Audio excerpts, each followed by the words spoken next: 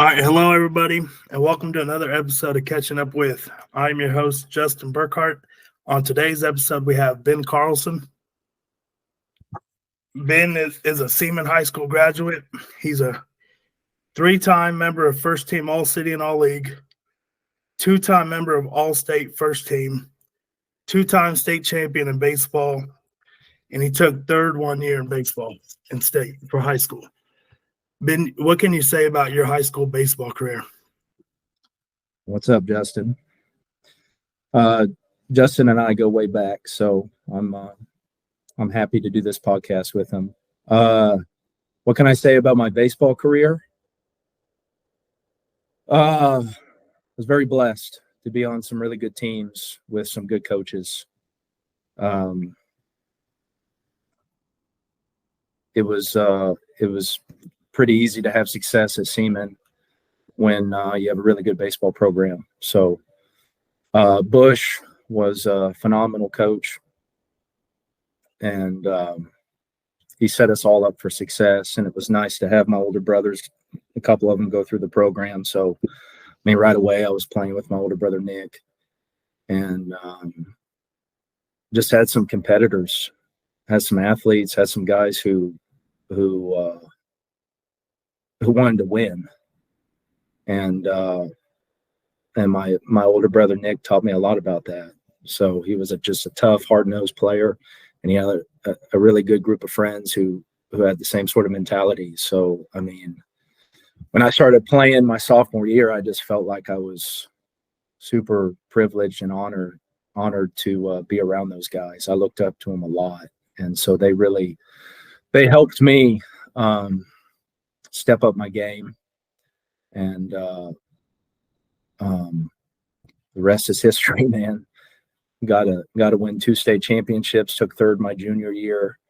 It was really sweet to win my senior year at Hummer Sports Park in Topeka.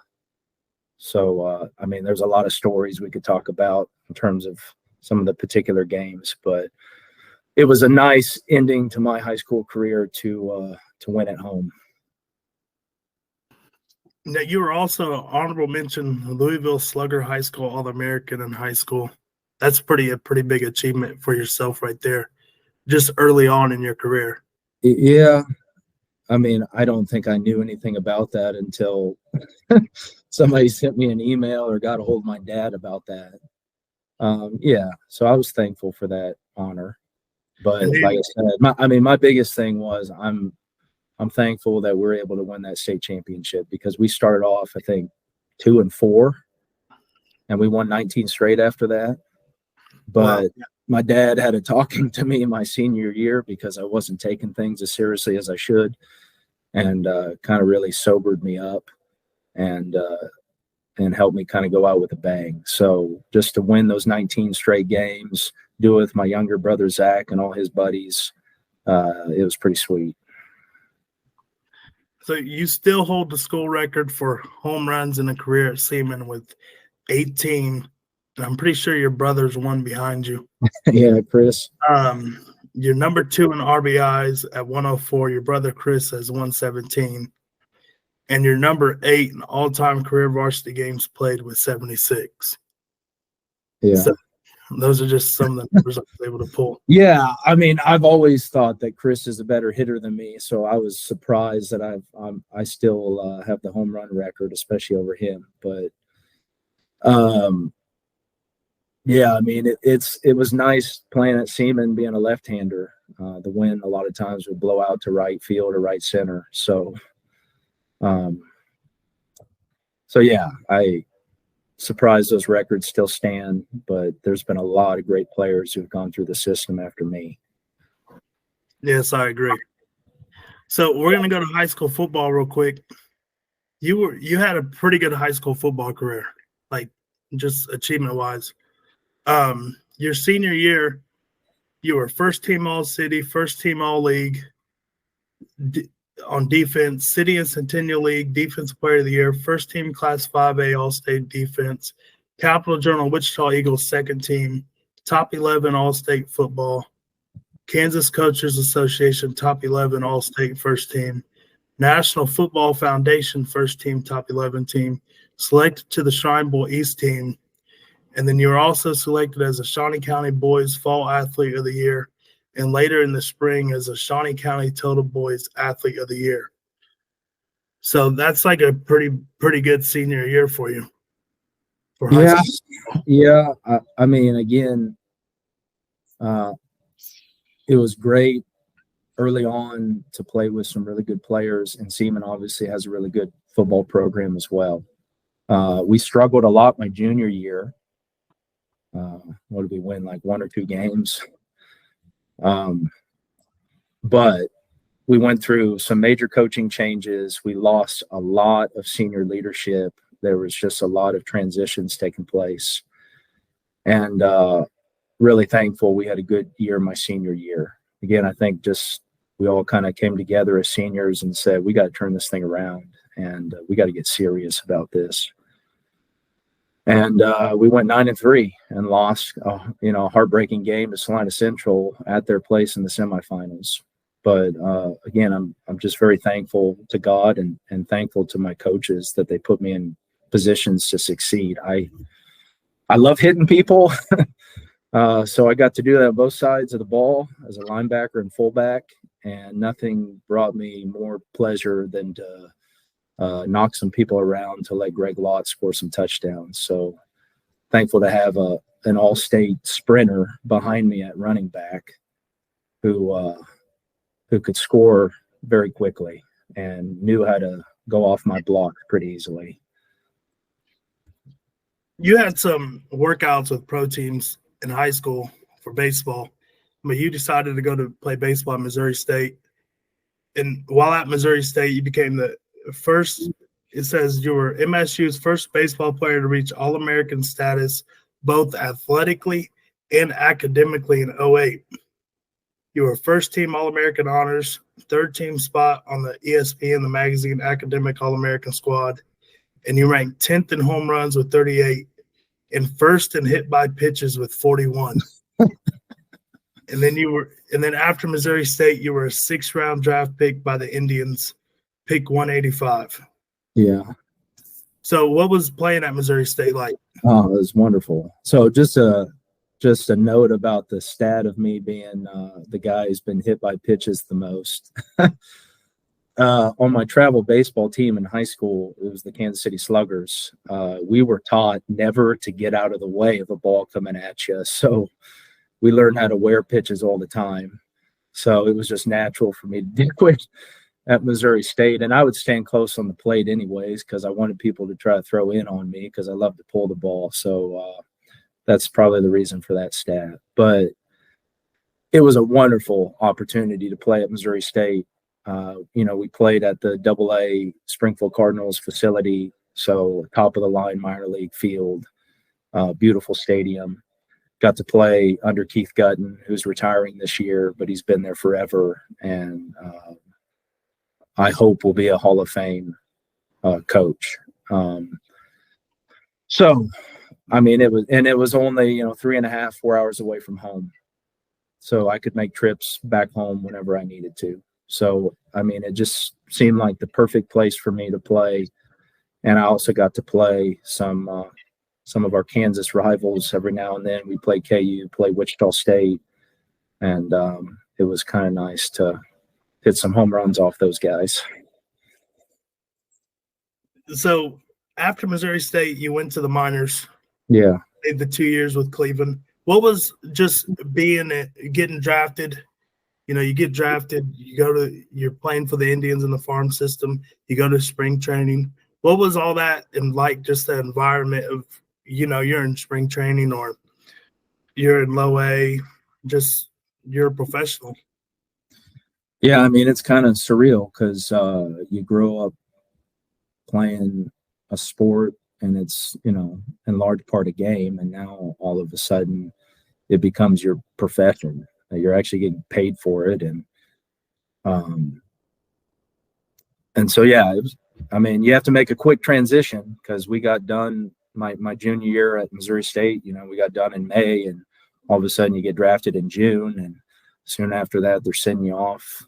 And I played, my first I played both of my 2 seasons of minor league ball in Ohio.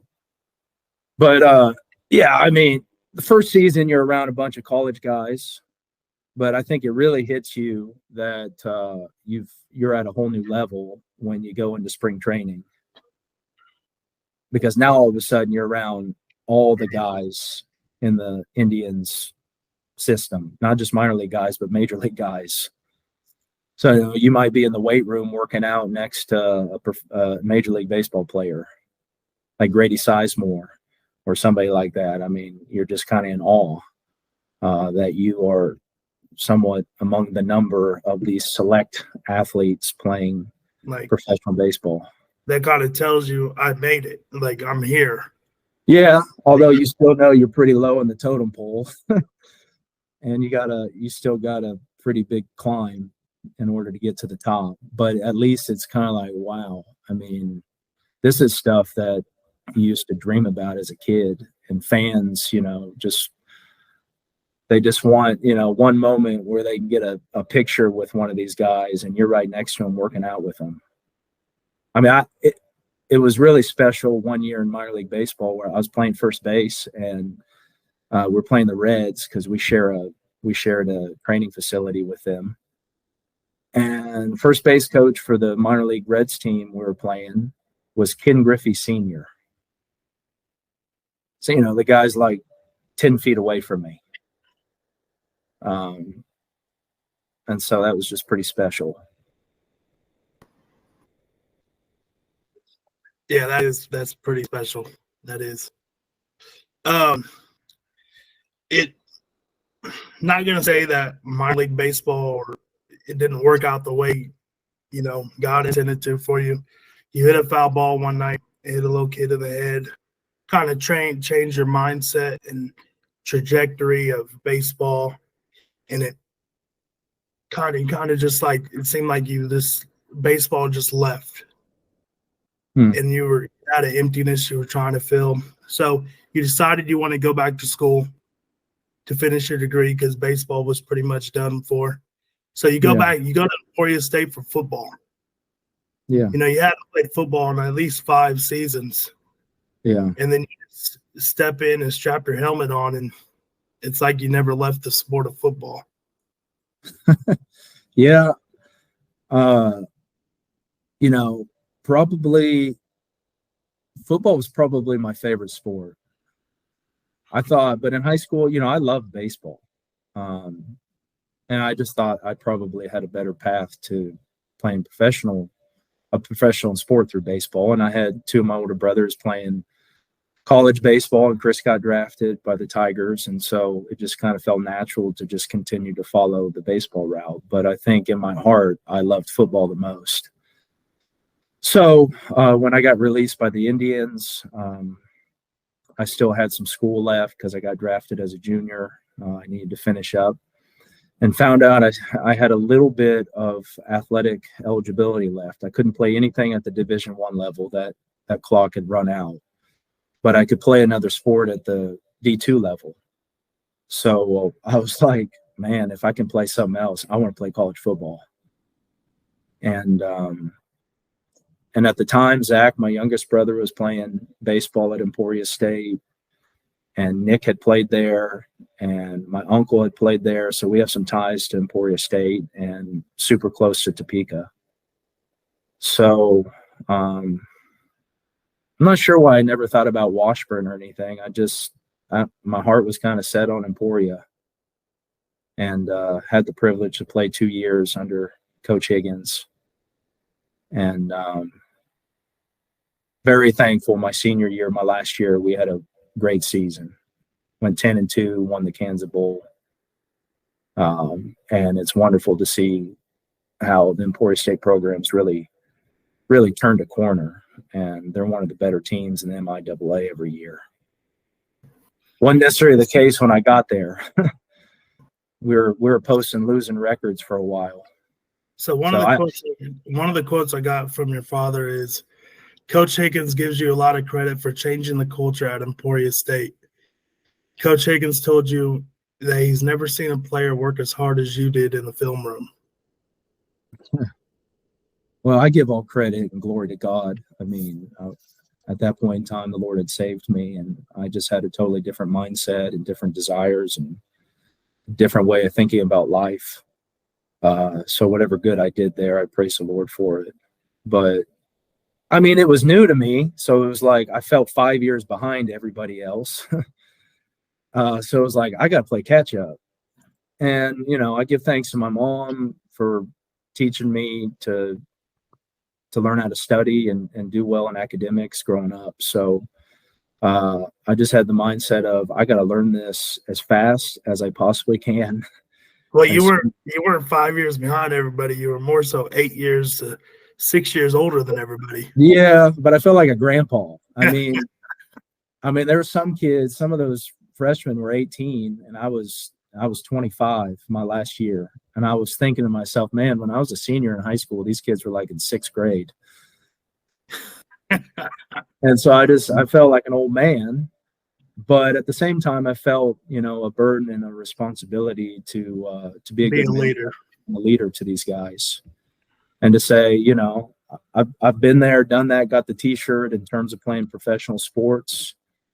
I understand what it takes, and I really would love to see this program turn around. So yeah, I try to put my heart into it,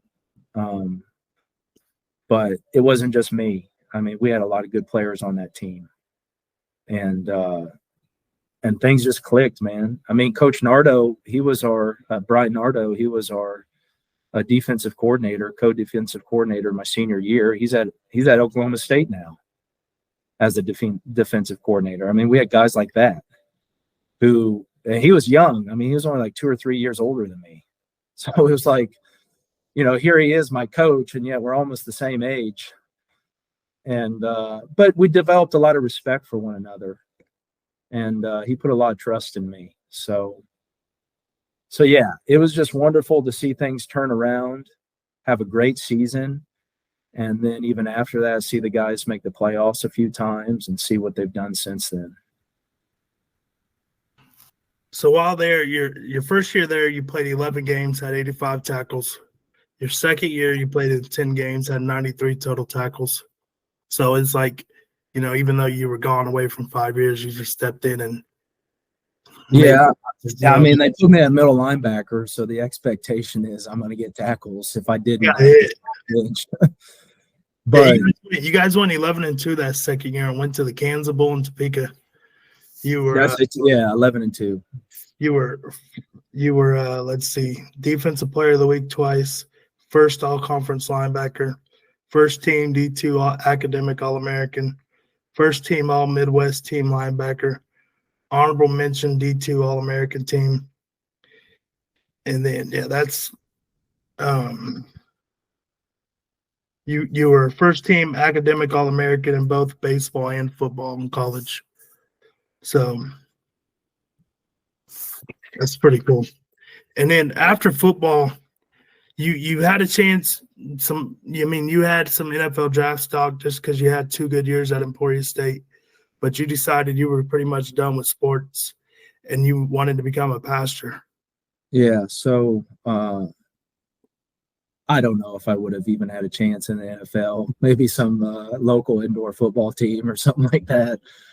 But, because I'd be competing against guys who were absolute beasts. But, I mean, there was some interest, and, I guess if I could have trained after the off season and really spent some time trying to get my 40 time better and stuff like that, who knows? But after I graduated, I was ready to be done. I was already married to my wife, Allie, for a while. We had Liam, our first son. I didn't want to be so crippled later on in life. So it was kind of just like, I'm still experiencing, effects on my body because of all the sports I've played. So it was just kind of, and my neck was killing me at that point in time. I could hardly move it. It was just, I'm ready to move on. But yeah, I mean, the Lord had saved me when I was playing professional baseball, and it was partly through me hitting that boy in the back of the head and causing me just to really think a lot about the most important things in life. Because at that point in time, I was totally sold out to baseball is my dream, and this will give me all kinds of comfort and satisfaction and peace in life. And when God began to take those things away little by little, and then the accident with Luke, yeah, it really humbled me, because it made me think, what in the world am I doing with my life? Had to really look at myself in the mirror for the first time, and I didn't like at all the person looking back at me. But through those series of events, the Lord saved me not long after that. And so I wanted to honor him. And I knew I could do it through sports. And I know people can do it through all different kinds of professions. But I began to feel like the Lord was putting upon my heart a burden and desire to teach and preach the word of God and to reach people for Christ. So he gave me many opportunities through baseball and at Emporia State. And I just kind of had this desire that once I was done with Emporia State, I wanted to try to find a seminary to potentially get trained at and become a pastor one day. So, and would you say that your mindset changed the night you hit Luke in the head to now? I mean, yeah, I mean, that was kind of the definitive. Leaving that night, your mindset kind of just changed on everything. Yeah, I mean, that was the process of humbling me. That was the process of making me really step back and think about matters of life and death, and not just about my stats and how many home runs and RBIs and what my batting average is and me. It was, there's a little 4-year-old boy dying in a hospital bed right now. And though I didn't mean to hit him in the head, I did. And it just made me step back and think, man, there are much more important matters in life than just me and this dream that I have. So that was kind of the first thing. But then, baseball really wasn't working out, and I was struggling and I was depressed. And, here, everything I've worked for almost my whole life is now up in flames, and I'm struggling big time. And baseball is a way of really getting people down when they're in a slump. And I just continued to struggle and feel the pressure and the stress of trying to meet these expectations, because people paid me a lot of money and they were hoping that I would make it and succeed, and I wasn't.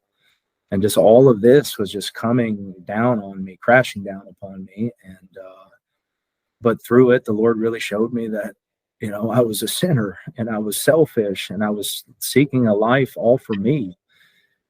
And it wasn't until I could see that I could become free from all of that.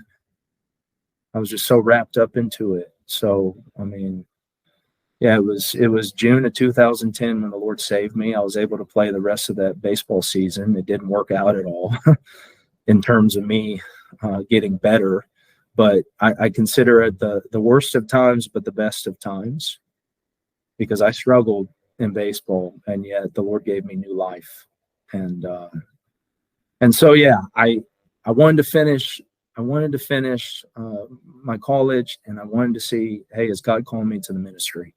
So after I graduated from Emporia State, my family and I decided to move to Owensboro, Kentucky, and started taking classes at Covenant Baptist Theological Seminary here in Owensboro. And 5 years later, I became a pastor at Grace Reformed Baptist Church here in Owensboro, and got my MDiv from CBTS, and now I'm working on my THM through the same seminary. Now, you said you're married to Allie. You guys got 5 kids together. What's it like being a father and kids that play sports? Yeah, so I mean, it's one of the greatest blessings that God can give anybody, is for them to be a father of children. So I got 5, and they're all great gifts, and I got a wonderful wife. But yeah, I mean, I still love sports, and it's just a new role now. I'm not a player, I'm a coach. So I try to coach. I try to coach right now just baseball. I mean, I have a real busy schedule at home and in the church, and I'm going back to school. So I try to limit. I mean, I'd love to coach a bunch of sports, but I try to limit myself to just one. So over the last several years, I've just been coaching baseball. My two older boys, and then just started with my younger girls. So Liam will be 12 in March. Luther's 9. But we go at it in rec ball, man. It's fun because in rec ball here in Owensboro, nobody can bring in their own team to the league. You got to draft them. So anybody can sign up, and you have a evaluation, pre-draft evaluation, and then that night you have the draft. So I get to work, man. Just as hard as I studied film, just as hard as I studied film at Emporia State, I take it seriously, the draft. And so I try to rank guys and have a mock draft in my mind before Saturday night hits, and then it's on. You're taking your clipboard evaluation, and I am right now. The other coaches kind of make fun of me, but after the end of the night, they know why I do it. Well, you're trying to win. I'm trying to get the best team I can. Right. And that doesn't mean always the best players. It just means you got to think about, what makes up a good team and who can play where, and have nobody, get discontent and frustrated in the role that they're in.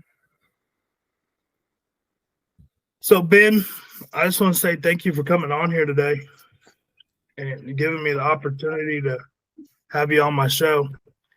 And I just wanted everybody to know that the moral of this episode is never give up on yourself.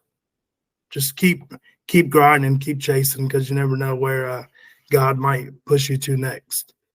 And that's kind of the moral of this episode right here. Yeah, and he can change your plans in a moment. If you would have asked me while I was playing high school sports and college sports if I would ever be a pastor one day, I probably would have laughed. I never. Oh, you would have laughed. You definitely would have laughed. Yeah. Well, you knew who I was back then, and this was the farthest thing from my mind. And yet here I stand by the grace of God as a Christian and as a minister of the gospel. So all praise and glory be to him for that. Yes, man. I appreciate you coming on here today. It's, me and you go way back, and your story is it's a very unique story because of what all you accomplished early, and then you went through a low, but you bounced back and got a high, and now you're still going. You haven't given up. So that's it's pretty cool. Yeah. Thanks be to God, man. Yes. And thank you for having me on this podcast. Thank you, Ben. I appreciate it, dude. Yeah. Thank you. I appreciate you. All right. See you guys. Yes. Bye.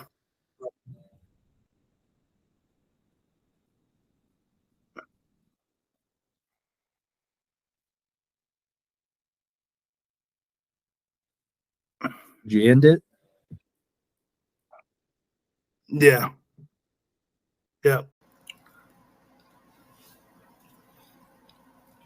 Hey, everybody. I just want to let y'all know, thank you for tuning into this week's episode of Catching Up with Justin. Ben is a very special guest of mine, and we've known each other for a very long time. His story is very unique just because where he's came from. He was a star athlete growing up, had some trials in minor league baseball, but he didn't give up there. He kept going, went to college football, and now he's a pastor. So the moral of this episode is never give up. Don't just quit. Keep attacking. And you never know where the Lord's going to send you. Don't forget to subscribe to my channel. I hope you guys liked the episode. And we'll get back on here soon. Thank you.